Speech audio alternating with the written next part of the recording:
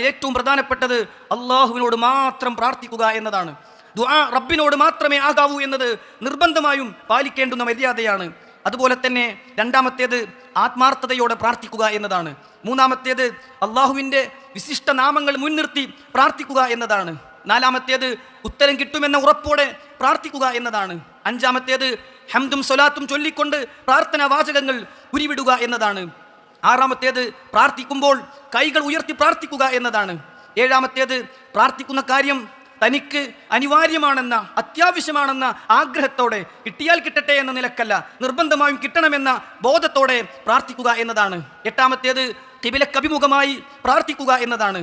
ഒൻപതാമത്തേത് പ്രാർത്ഥിക്കുന്ന കാര്യങ്ങൾ 3 തവണ ആവർത്തിച്ച് റബ്ബിനോട് ചോദിക്കുക എന്നതാണ്. പത്താമത്തേത് താൻ പ്രാർത്ഥിക്കുന്നതിൻ്റെ അർത്ഥവും ആശയവും മനസ്സിലാക്കിക്കൊണ്ട് ഹൃദയത്തിൽ തട്ടിക്കൊണ്ട് മനസ്സറിഞ്ഞുകൊണ്ട് അശ്രദ്ധനാകാതെ പ്രാർത്ഥിക്കുക എന്നതാണ്.